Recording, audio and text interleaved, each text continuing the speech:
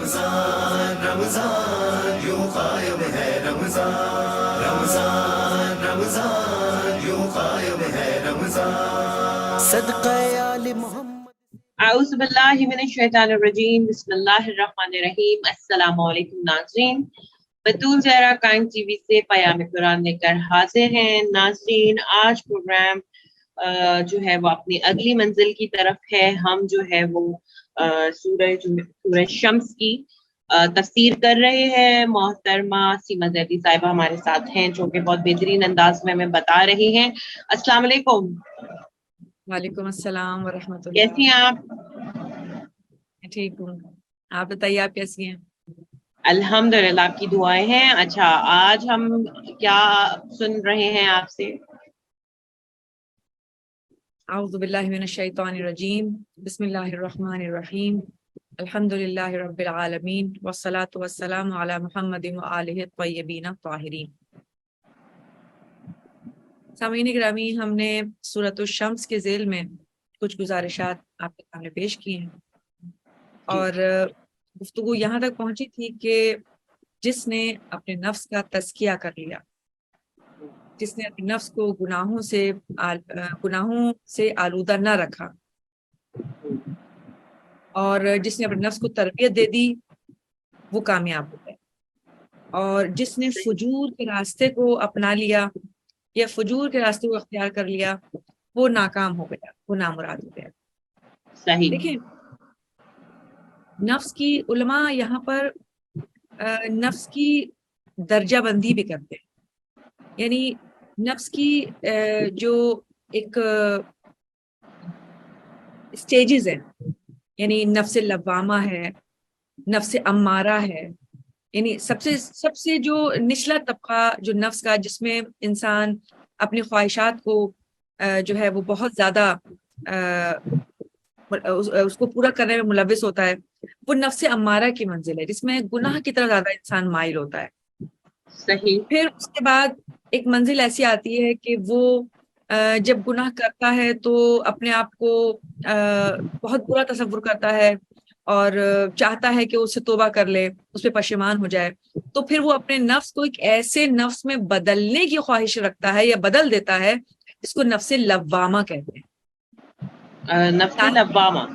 لوامہ، اور یہ وہ نفس ہے جو کہ پروردگار عالم پسند کرتا ہے، اس لیے کہ اگر یہ نفس انسان کے پاس موجود ہے تو وہ اگر گناہ بھی کرے گا تو وہ اسے بار بار خدا کی طرف لے کر چلا جائے گا، یا پشیمان ہو کر تقویٰ کے راستے پر دوبارہ گامزن ہونے کی طاقت عطا کرے گا۔ لیکن ایک وقت ایسا آتا ہے کہ جب انسان اس نفس لوامہ ہی کے ذریعے جب بار بار تقویٰ کی طرف جاتا ہے تو پھر کچھ عرصے کے بعد اس کو عادت ہو جاتی ہے اس کے نفس کو، اور وہ اپنے آپ کو اس راستے میں یعنی کمفرٹیبل محسوس کرتا ہے، صحیح۔ وہ تقویٰ کی راہوں کو پسند کرنے لگتا ہے، وہ اللہ کے راستے کا عاشق بنتا ہے، اور پھر صحیح۔ اپنے نفس کو ایک ایسے نفس کے اندر منتقل کرتا ہے جسے نفس مطمئنہ کہتے ہیں، جی۔ اور یہ نفس ہر ایک کو نصیب نہیں ہو پاتا۔ یہ نفس وہ صحیح۔ نفس ہے کہ اس نفس کو پروردگار عالم نے انبیاء کو عطا کیا ہے، اولیاء کو عطا کیا ہے، ائمہ کو عطا کیا ہے۔ یعنی یہ جو سورہ فجر کی آخری آیت ہے، یا ایتھا النفس المطمئنہ ارجعی الی ربک راضیۃ مرضیہ فادخلی فی عبادی وادخلی جنتی، یہ جو آیت ہے نا، کہا جاتا ہے کہ یہ آیت اس وقت ہاتف غیبی کی جانب سے آواز آ رہی تھی کہ جب عصر عاشور امام حسین علیہ السلام سجدہ آخر انجام دے رہے تھے کہ اے مطمئن والے نفس پلٹ آ میری جانب، اس حالت میں کہ میں تجھ سے راضی ہوں، تو مجھ سے راضی، تو میرے بندوں کی جنت میں داخل ہو جا، اور جنت تیرا ہی انتظار کر رہی ہے۔ یعنی یہ وہ منزل ہے، یہ وہ نفس ہے کہ جس میں اب مشکلات راحت سمجھ کر قبول کی جا رہی ہیں۔ یہ وہ منزل ہے کہ جس میں انسان پے در پے ایک مشکل کو ختم کرنے کے بعد دوسری مشکل کے اندر اپنے آپ کو یعنی ڈال دیتا ہے، اس میں کود پڑتا ہے کہ میں اس مشکل کو بھی خدا کی مدد سے حل کر لوں گا، اس مشکل کو بھی اپنے لیے آسان کر لوں گا. اور اس کا واقعی سب سے اچھی اگزامپل روزے عاشورہ ہے کہ خود دشمنوں نے گواہی دی کہ جیسے جیسے امام حسین پر سے مشکلات گزر رہی تھیں ویسے ویسے ان کے چہرے کی نورانیت بڑھ رہی تھی، ان کے چہرے کا اطمینان بڑھ رہا تھا. یعنی وہ ایک مشکل سے گزر جانے کے بعد، ایک لاشے کو اٹھا لینے کے بعد دوسرے لاشے کو اٹھانے کی طاقت اپنے اندر پیدا کر لیتے تھے. یہ ایک ایسی منزل ہے اس لیے کہ ان کو ایک ایسا نفس میسر تھا جو نفس مطمئنہ ہے. یہ وہ نفس ہے کہ جس کا خریدار پروردگار عالم ہوتا ہے. یعنی آپ دیکھیں ہر چیز پروردگار عالم کی بنائی ہوئی ہے، ہر چیز پروردگار عالم کی بنائی ہوئی ہے، لیکن وہ ہم سے کسی چیز کی واپسی کا مطالبہ نہیں کرتا سوائے اس نفس کے کہ پلٹ آ میری جانب، میں تیرا خریدار ہوں. جیسے گزشتہ نشست میں نے ایک آیت کا حوالہ دیا تھا، وَمِنَ النَّاسِ مَن يَشْرِي نَفْسَهُ ابْتِغَاءَ مَرْضَاتِ اللَّهِ، یعنی لوگوں میں سے کچھ ایسے ہیں جن کے نفس اس قابل ہیں کہ ہم انہیں خریدتے ہیں. یعنی وہ اپنے نفس کو بیچ دیتے ہیں. یعنی اگر ہمارے پاس واقعی کوئی ایسی چیز ہے جو بک جائے خدا کی راہ میں، خدا کے لیے، کہ جس کا خریدار خدا ہو جائے، تو وہ نفس کے علاوہ کوئی اور شے نہیں ہو سکتی. اور یہ وہ پیغام ہے جو اس سورہ کے اندر پروردگار عالم نے دیا کہ جہاں ایک طرف اس کی قسم کھائی، اس کے بنانے والے کی قسم کھائی، اس کو الہام دیا، یعنی نفس کو الہام دیا، نفس کو راستے کا انتخاب کا اختیار دیا کہ میں نے تمہیں دونوں راستے دکھا دیے ہیں، اب تمہارے اوپر ہے کس راستے کا انتخاب کرتے ہو. یعنی باقاعدہ ایک لاڈ کے ساتھ، ایک محبت کے ساتھ، ایک شفقت کے ساتھ جو ہے وہ انسان کو ایک چوراہے پہ کھڑا کیا ہے کہ تمہاری طرف دو راستے جا رہے ہیں، تم مجھے بتاؤ کہ تم کس راستے کا انتخاب کرو گے. اور دیکھیں نفس کا تزکیہ کوئی یعنی کوئی تخیلاتی یا کوئی نظریاتی باتیں نہیں ہیں، یہ عملی میدان میں ہے اترنا. یہ جو دعوت دی جا رہی ہے کہ تم نے اپنے نفس کا تزکیہ اگر کر لیا، اس کا مطلب یہ کہ اس میدان میں اترو جو عمل کا میدان ہے. دیکھیں بہت سارے ایسے لوگ ہوتے ہیں جن کے عقیدے بہت مضبوط ہوتے ہیں، جو اپنی فکر میں، اپنے نظریے میں بہت مضبوط ہوتے ہیں، لیکن جب وہ عمل کے میدان میں آتے ہیں تو اتنے مضبوط نہیں رہ پاتے. صحیح، بالکل صحیح بولا. تو اس موقع پر اس عقیدے کا کوئی فائدہ نہیں ہو پائے گا. بلکہ مجھے اس بات پر ایک اور بات یاد آ گئی. کسی نے امام سے پوچھا کہ مجھے بتائیں مولا کہ یہ جو ہمارے یعنی کہ غیر ہیں، یعنی کہ مطلب یوں سمجھ لیجیے ہمارے فرقے سے دوسرے فرقوں کی طرف بات کی جا رہی تھی کہ یہ جو ہمارے غیر ہیں یہ فروع میں بہت آگے ہیں، ان کی مسجدیں بھی بھری ہوئی ہیں نمازیوں سے، یہ عمل کے میدان میں آگے نظر آتے ہیں جبکہ ہم پیچھے نظر آتے ہیں. ایسا کیوں ہے جبکہ ہمارا عقیدہ اسٹرانگ ہے؟ تو مولا نے پتہ کیا جواب دیا؟ مولا نے کہا کہ شیطان نے دونوں کو ورغلایا ہے. وہ اپنے عمل کو کر کے یہ سمجھ رہے ہیں کہ ہمارا عقیدہ درست ہے جب ہی ہم نے عمل صحیح کر لیا. اگر عقیدہ درست نہ ہو تو ایسا عمل چاہے کوہ احد کے برابر ہی کیوں نہ ہو بیکار ہو جائے گا. بالکل. اور دوسری جانب ہمیں اس بات پہ ورغلایا کہ تمہارا عقیدہ ہی کافی ہے، لہٰذا تمہیں عمل کرنے کی ضرورت نہیں ہے. تم جس عقیدے پر ہو تو یہ عقیدہ تو کسی اور کے پاس ہے ہی نہیں، تم ہی تو ہو جو صحیح معنوں میں خدا کو پہچانے ہو اور محمد و آل محمد کی محبت کو اپنائے ہوئے ہو. تو دونوں کو شیطان ورغلا رہا ہے. اس کا مطلب دراصل رسول خدا صلی اللہ علیہ وسلم نے بہت ہی کام کا جملہ دیا تھا جس کو ہم بھلا بیٹھے کہ تم قرآن اور اہل بیت دونوں کا دامن تھامنا، اور یہاں تک کہ تم مجھ سے حوض کوثر پہ جا ملو گے. تو ہم لوگوں نے جو ہے وہ اہل بیت لے لیے اور ان لوگوں نے قرآن لے لیا، تو دونوں ہی بھٹک گئے بیسیکلی. ہمیں قرآن اور اہل بیت دونوں کو لے کے چلنا. جی بالکل بالکل صحیح کہا. اس لیے کہ قرآن بھی تنہا کافی نہیں ہے اور نہ ہی اہل بیت بغیر قرآن کریم کے وہ ہدایت دے پائیں گے. اہل بیت علیہ السلام نے جتنی بھی ہدایت دی وہ قرآن ہی کے سائے میں دی ہے. اور قرآن اگر واقعی کوئی ایسا انسان پیش کر سکا ہے جو اس کی تعلیمات کو مکمل طور پر اپنائے، وہ محمد و آل محمد کے سوا کوئی نہیں ہے. اسی لیے ہم انہیں قرآن ناطق کہتے ہیں، یعنی بولنے والا قرآن. یعنی قرآن اگر واقعی جسم و جسمانیت رکھے تو اہل بیت کی شکل میں آئے گا, اور اگر اہل بیت اگر واقعی کسی صامت کسی کتاب کی شکل میں ہوتے تو یقیناً قرآن کی صورت میں ہو. یعنی اس طریقے سے امتزاج ہے.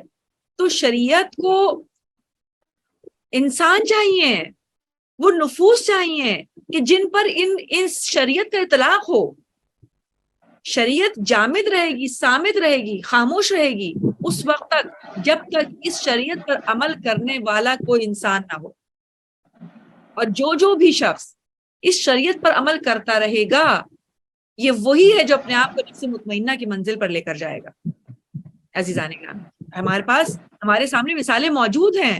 سلمان فارسی کی مثال, جناب فضا کی مثال, جناب قمبر کی مثال, ابو ذر کی مثال, یعنی کتنی مثالیں. اور آپ یقین کریں روز عاشورہ تو مجھے حیرت ہوتی ہے اور یقین کے اندر رشک آتا ہے مجھے جناب وہاب کلبی پر, جو بظاہر ایک عیسائی تھے اور ان کا قافلہ وہاں سے گزرا, لیکن چونکہ صحیح دین پر تھے, جیسے ہی فرزند رسول کی صحبت ملی دین اسلام سے روشناس ہوئے, اسلام قبول کیا اور روز عاشورہ اپنے آپ کو شہادت کے لیے پیش کر دیا. آپ مجھے بتائیں کتنی تیزی سے یہ سفر ہوا انسان کا کہ ایک ہی رات میں انسان, یعنی ایک بظاہر ایک عام انسان تھا, لیکن ایک دن کے بعد اولیاء خدا میں شامل ہو گئے. وہ جن پر ہم سلام کرتے ہیں, السلام علیکم یا اولیاء اللہ و احبائہ, یہ جو ہم زیارت امام حسین میں پڑھتے ہیں, یہ کیا ہے؟ یہ سلام انہی پر ہے. یعنی جس پر سلام امام کر رہے ہیں انہیں خدا سلام کر رہا ہے. یعنی حقیقت میں یہ وہ منزل آتی ہے کہ جب انسان واقعی اپنی کمر کس لیتا ہے اس میدان میں اور عمل کے میدان میں آ جاتا ہے, تو بظاہر شروع میں مشکلات ہوتی ہیں, لیکن اس کے بعد انسان آہستہ آہستہ ان مشکلات کو سیکھ کر, ان مشکلات سے گزر کر اپنے آپ کو کندن بنا لیتا ہے. لیکن اس کے لیے بھٹی میں پکنا ضروری ہوتا ہے, ان حالات کی بھٹی میں پکنا ضروری ہے, ان مشکلات سے گزرنا ضروری ہے. ایسا نہیں ہے کہ انسان مشکلات کے بغیر اجر مانگنے لگے. ائمہ کی زندگی کو دیکھیے, آپ انبیاء کی زندگی کو دیکھیے, مشکل ترین زندگی اٹھائیے, اس کے باوجود شکر کرتے رہے, اس کے باوجود کبھی بھی کسی میدان میں عمل سے پیچھے نہیں ہٹے, کسی عمل کو ترک نہیں کیا سوائے گناہ کے. تو پھر واقعی ان کے درجے اس منزل پر ہیں کہ پروردگار عالم نے انہیں چن لیا, انہیں انتخاب کیا ہے. اور اب یہاں پر یہ جو آج کی نشست میں یہ جو آخری آیات ہیں وہ پورے کے پورے ایک قوم کے واقعے کے اوپر ہیں کہ جہاں پروردگار عالم نے ایک رائے دی یا مطلب ایک نصیحت کے طور پر کہا کہ دیکھو کامیاب ہو جائے گا وہ شخص کہ جو تزکیہ کر لے گا, اور ناکام ہو جائے گا جس نے اپنے آپ کو گناہوں میں آلودہ کیا. تو دیکھیں یہ ایک نصیحت تھی, شفقت سے بھرپور, محبت سے بھرپور. لیکن اب اس کے بعد وہ یہ دیکھتا ہے کہ اگر واقعی ایسا نہ ہو کہ اس بات کو سنجیدہ نہ سمجھیں, ہم اس قوم کا تذکرہ کر رہے ہیں کہ جس قوم نے جب سرکشی کی تو ہمارے عذاب نے اس کو گھیر لیا. شاید اس عذاب کے تذکرہ سننے کے بعد, شاید اس قوم کا تذکرہ سننے کے بعد وہ لوگ بھی کہ جو گناہوں کی طرف جا رہے تھے واپس پلٹ آئیں. اور پروردگار عالم چاہتا ہی یہی ہے کہ چاہے کوئی خوشخبری کے ذریعے یا چاہے کوئی ڈر کے ذریعے, جس طرح سے بھی ممکن ہو خدا کے راستے کو نہ چھوڑے. اور اب یہ جو میں آپ کے سامنے تلاوت کر رہی ہوں اس کی اگلی آیتیں, کذبت ثمود بطغواہا, قوم سمود نے سرکشی کی. کس کی سرکشی کی؟ اپنے پیغمبر کی تکذیب کر کے, اللہ کے حکم کی سرکشی کی. اذم بعث اشقاہا, جبکہ ان کے درمیان میں سے ایک شقی ترین آدمی اٹھ کھڑا ہوا. فقال لهم رسول اللہ ناقۃ اللہ وسقیاہا, اور خدا کے بھیجے ہوئے رسول, یعنی یہاں پہ جو رسول اللہ ہے یہ ہمارے رسول نہیں بلکہ حضرت صالح کے بارے میں بیان کیا جا رہا ہے, اس لیے کہ قوم سمود میں جناب صالح کو بھیجا گیا. تو خدا کے بھیجے ہوئے رسول نے جب ان کو کہا کہ دیکھو اللہ کے ناقے کو اس کے پانی پینے کے لیے چھوڑ دو اور تم اس میں مزاحمت نہیں کرو. فَكَذَّبُوهُ فَعَقَرُوهَا، لیکن انہوں نے اس کی تکذیب کی، جھوٹ سمجھا. فَدَمْدَمَ عَلَيْهِمْ فَعَقَرُوهَا، اور ناقے کی پونچھیں کاٹ دی، یعنی اس اونٹنی کی ٹانگیں کاٹ دی. اتنا بڑا ظلم کیا اس جانور پر. فَدَمْدَمَ عَلَيْهِمْ رَبُّهُمْ، اور اس کی جب ٹانگیں کاٹ دی اور اسے ہلاک کر دیا تو ان کے خدا نے انہیں اس گناہ کی بنا پر جس پہ وہ مرتکب ہوئے تھے تباہ کر دیا. بِذَنبِهِمْ فَسَوَّاهَا، اور زمین کو ہموار کر دیا، یعنی سب کچھ ملیا میٹ ہو گیا. وَلَا يَخَافُ عُقْبَاهَا، اور وہ ہرگز اس کام کے انجام دینے سے نہیں ڈرتا. اب دیکھیں یہاں پر پوری ایک واقعہ بیان ہوا اس قوم کا جو صدیوں پہلے گزر گئی ہے، حضرت صالح کی قوم. اور یہ وہ جگہ ہے جو حجاز اور شام کے درمیان ایک کوئی کوہستانی علاقہ تھا، وہاں رہتی تھی. اچھا. قدیم ترین قوموں میں سے قوم ہے قوم سمود، اور بہت ہی خوشحال قوم تھی، زمینیں آباد تھیں، زراعت کے لیے بہترین ان کو زمین میسر تھی، بہت ہی شان و شوکت والے محلوں میں وہ لوگ رہتے تھے. یعنی ایسے نہیں تھے کہ کوئی گاؤں کی زندگی ہے، کوئی بہت ہی سادہ زندگی، نہیں، بہت ہی عظیم الشان اور بہت ہی ترقی یافتہ زندگی کے مالک تھے. مضبوط اور مستحکم گھر رکھتے تھے، لیکن کیا نہیں کرتے تھے؟ اللہ کی نعمتوں کا شکر ادا نہیں کرتے تھے. اللہ اکبر. اور اپنے نفس کو آلودہ رکھتے تھے. یعنی جب پیغمبر جناب صالح اس قوم کے درمیان آئے اور انہوں نے نصیحت کی تو انہوں نے اس نبی کی بات کو نہ مانا اور اس کو جھٹلانے لگے. اچھا دیکھیں، ایک ہوتا ہے جھٹلانا، ایک ہوتا ہے اس سے بھی آگے بڑھ کر مذاق اڑانا. وہ باقاعدہ آیات الہی کا مذاق اڑاتے تھے. اللہ اکبر. کی وجہ سے پھر خدا نے انہیں عذاب سے دوچار کیا، اور ایک آسمانی بجلی کہتے ہیں کہ ان پر آئی، یا کوئی ایسی چیخ تھی جو اتنی شدید تھی کہ اس چیخ کی ہیبت کی وجہ سے وہ مر گئے. یا زمین میں کوئی ایسا زلزلہ آیا کہ جس کی وجہ سے پوری کی پوری زمین الٹ دی گئی اور دوبارہ سے زمین الٹ کر دوبارہ سے ہموار کر دی گئی. یعنی ایسا ہو جیسے وہاں پہ کوئی تھا ہی نہیں. اتنا بڑا عذاب ان کے اوپر آیا اور ان میں سے ایک بھی نہیں بچا. یعنی ایک بھی شخص ایسا نہیں تھا جو اس کے عذاب سے بچ گیا ہو. کیا اللہ تعالیٰ کو صرف اس بات پہ غصہ آیا کہ آپ لوگوں نے ان کی اونٹنی کو مار دیا تھا اس لیے؟ یہاں پر ایک تو یہ کہ دیکھیں، ایک ہوتا ہے کہ جناب صالح جو ہے مسلسل ان کو نصیحت کر رہے ہیں، تبلیغ کر رہے ہیں، وہ لوگ ان کو نہیں مان رہے اور دن اسی طرح سے گزر رہے ہیں. نہیں، جناب صالح کو یعنی اس سے پہلے وہ لوگ بت پرست لوگ تھے، بتوں کی پرستش کرتے تھے. جب جناب صالح نے ان کو ایک خدا کی طرف دعوت دی تو جیسے عام ہم لوگ سنتے ہیں کہ ہر قوم نے اپنے نبی سے معجزے کی فرمائش کرتے تھے، تو ان سے بھی کی اور کہا کہ ٹھیک ہے، آپ کوئی معجزہ دکھائیں اگر آپ خدا کے نبی ہیں. تو ایسے موقع پر جب یہ کہا گیا کہ جی یہ فلاں جو پہاڑ ہے آپ کے سامنے، ہم تو تب جانے کہ جب آپ اس پہاڑ میں سے ایک اونٹنی کو نکال دیں. اچھا. یعنی ایک ایسا دیکھیں، یہ ایک ایسی بات ہے نا، یہ دیکھیں عام طور پر مخلوقات میں پیدا ہونے کا، پیدائش کا ایک خاص عمل ہے، ٹھیک ہے نا. تو لیکن یہ وہ اونٹنی تھی کہ جس کا کوئی ماں باپ نہیں ہے، یعنی کوئی باقاعدہ اس عمل سے نہیں ہوئی، باقاعدہ معجزے کے طور پر ظاہر ہوئی پہاڑ سے، وہ اور ایک اس کا بچہ. یہ دونوں جانور تھے جو از خود پیغمبر یعنی اللہ نے زمین پر اتارے، پہاڑ میں سے نکلے، اور جس کو ناقہ صالح کے نام سے ہم لوگ جانتے ہیں. ناقہ اونٹنی کو کہتے ہیں چونکہ عرب میں. صحیح. یہ اونٹنی جو تھی چونکہ معجزہ تھی، اور معجزے کا انکار جو ہے وہ آیات الہی کا انکار ہے. تو یہ اونٹنی کوئی عام اونٹنی نہیں تھی بلکہ خدا کی معجزہ تھا. اب معاملہ کیا ہوا کہ جب یہ اونٹنی آ گئی اور لوگوں نے دیکھ لیا تو جناب صالح نے یہ کہا اچھا اس اونٹنی کے دودھ سے پوری قوم سیراب بھی ہوتی تھی. تصور کریں کہ اس ایک اونٹنی کے دودھ سے پوری قوم سیراب ہوتی تھی. اور تو انہوں نے ایسا کیوں کیا پھر؟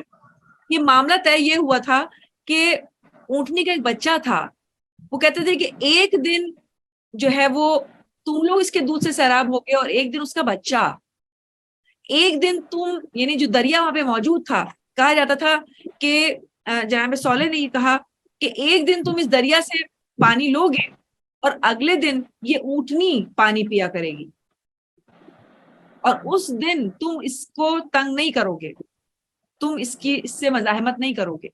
لیکن یہ سب کچھ لے لینے کے بعد, یہ سب کچھ فیض لے لینے کے بعد بھی اس قوم نے اس بات کو سنجیدہ نہیں لیا, یہاں تک کہ یعنی ایک دن کا وہ جو اس اونٹنی کا جو پانی پینا تھا وہ بھی انہیں گوارا نہیں ہوا, اور اس کو اتنا تنگ کیا کہ باقاعدہ طور پر اپنی قوم میں سے ایک ایسے شخص کو تیار کیا جو بہت ہی سنگ دل اور شقی تھا, اور کہا کہ تم کسی طرح سے اس کو مار ڈالو. اللہ اور اس بے دردی سے, اتنی بے دردی سے کہ پہلے اس کی ٹانگیں کاٹی, اس کے بچے کو اس کے سامنے مارا اور پھر اس کو مارا. تو پروردگار عالم نے یہ جو کہا کہ ہم نے پوری قوم کے اوپر عذاب نازل کر دیا, اس بات کا ثبوت ہے کہ گناہ تو ایک ہی شخص نے کیا تھا, لیکن اس گناہ کے اندر سب راضی تھے, پوری قوم اس گناہ پہ راضی تھی, اس گناہ کے اندر ذمہ دار تھی. اور یہاں پر وہ فلسفہ بھی ہمیں سمجھ میں آ جاتا ہے کہ جس میں ہمیں کہا جاتا ہے کہ بھئی جس نے کیا ہے وہی گناہ گار ہے. نہیں, جو شخص بھی کسی گناہ پر راضی ہوتا ہے وہ بھی اتنا ہی مجرم ہوتا ہے. یہ جو ہم زیارت عاشورہ میں یا زیارت امام حسین میں کہتے ہیں کہ ہم لعنت بھیجتے ہیں اس شخص پر کہ جس نے آپ کو قتل کیا, اور اس پر بھی کہ جس نے آپ کو قتل ہوتے دیکھا اور کچھ نہیں کیا, اور اس پر بھی اللہ جس نے اکبر اس اللہ واقعے کو سنا, جی اس پر بھی جس نے اس واقعے کو سنا اور کچھ نہ کہا, کچھ نہ کیا. یعنی یہ بات پروردگار عالم نے اس سورہ کے ذریعے کہ ہم نے کیا ایک شخص نے تھا لیکن پوری قوم کو برباد کر دیا, پوری قوم اس گناہ میں شریک تھی, پوری قوم مل کر راضی تھی اس گناہ کے اوپر, اور اس نبی کے اس معجزے کو کا انکار کر دیا اور تکذیب کی, اور اس بری طریقے سے اس کے ساتھ سلوک کیا کہ پروردگار عالم نے پھر یہ نہیں دیکھا اور پوری قوم کو ایک عذاب سے دوچار کر دیا.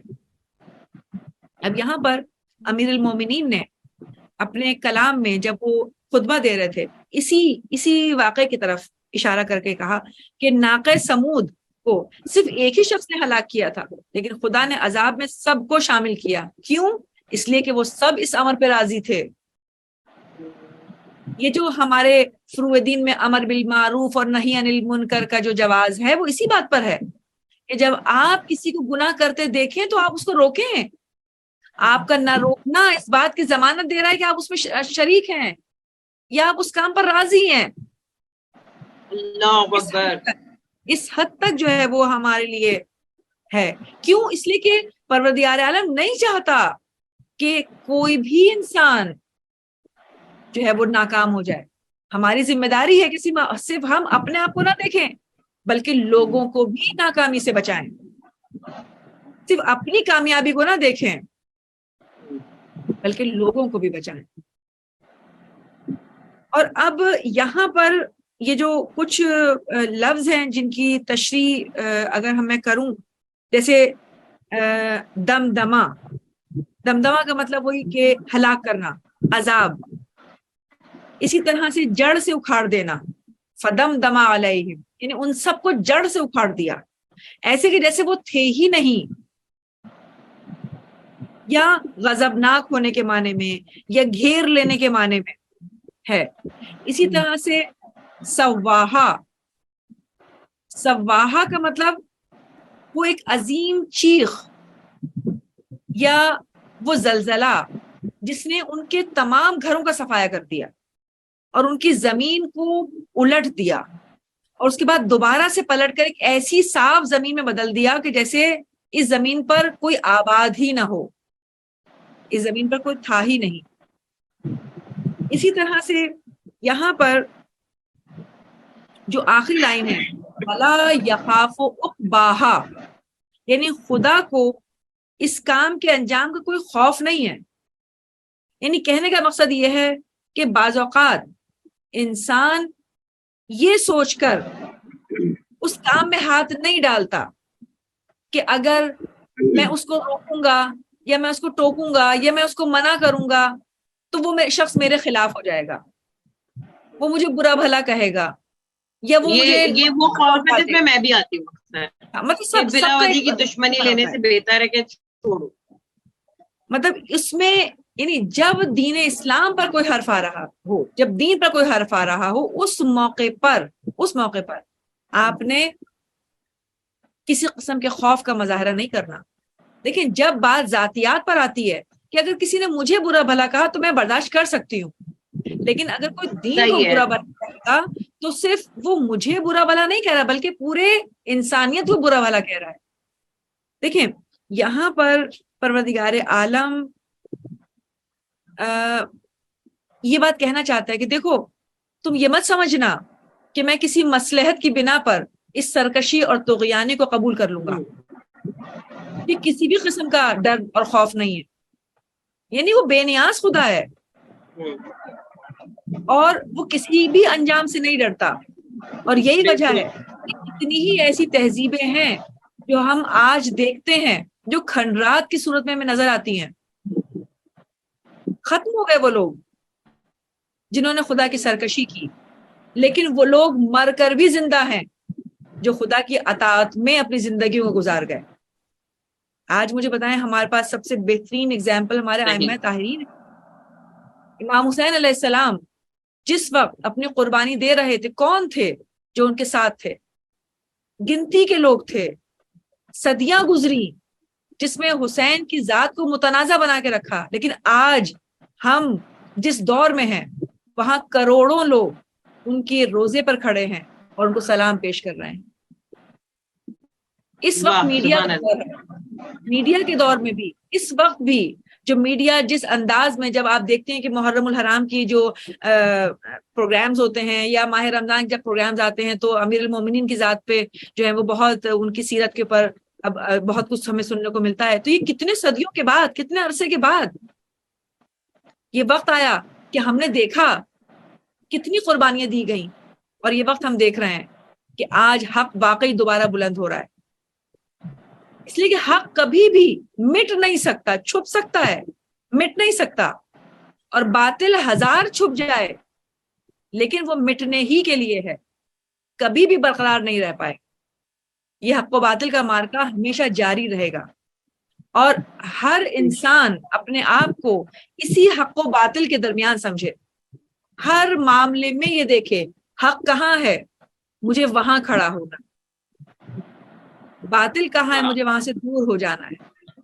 اب یہ تو امیر المومنین کا شرف ہے کہ جس کے لیے رسول خدا نے کہا کہ حق علی کے ساتھ ہے، علی حق کے ساتھ ہے، اور پروردگار حق کو ادھر ادھر موڑ دینا جدھر علی ہے۔ واہ واہ واہ، سبحان اللہ، کہ ان کی ذات واقعی اتنی کامل ہے کہ وہ جس جگہ سے گزریں وہ حق بن جاتا ہے، وہ راستہ حق بن جاتا ہے۔ بے شک بے شک بے شک۔ تو ہم اگر واقعی موالیان علی ہیں، عاشقان علی ہیں، تو ہمیں بھی مولا کے پیچھے پیچھے ایسے ہی جانا ہے جس طرح سے علی نے حق کے راستے کے اوپر اپنی زندگی گزاری۔ سبحان اللہ سبحان اللہ سبحان اللہ سبحان اللہ۔ تو ناظرین اسی کے ساتھ ہی ہم نے سورہ شمس کی تفسیر مکمل کر لی ہے، اور اسی کے ساتھ ہی ہمارے پروگرام کا وقت بھی ختم ہو رہا ہے۔ تو انشاءاللہ میں آپ کی میزبان بطول زہرا اور ہماری استاد سیما زہدی صاحبہ جو ہیں وہ ہم آپ سے اگلے قسط میں ملیں گے ایک نئی آیت نئی سورہ کے ساتھ جس کی تفسیر سیما زیدی صاحبہ ہمیں بتائیں گی. تب تک کے لیے بدوع زہرا کو پیام قرآن سے قائم ٹی وی کینیڈا سے اجازت دیجیے. اپنا خیال رکھیے اور دیکھتے رہیے قائم ٹی وی کینیڈا. اللہ حافظ. رمضان رمضان یوں قائم ہے رمضان رمضان رمضان یوں قائم ہے رمضان صدقہ آل محمد سے باقی ہے اس کی شان رمضان رمضان یوں قائم ہے رمضان رمضان رمضان یوں قائم ہے رمضان اس کے توسل سے ہر گھر میں خوب سمایا ہے سحری ہو یا افطاری میں دسترخوان سجا ہے ہوتی ہے رونق گھر میں جب آتے ہیں مہمان رمضان رمضان یوں قائم ہے رمضان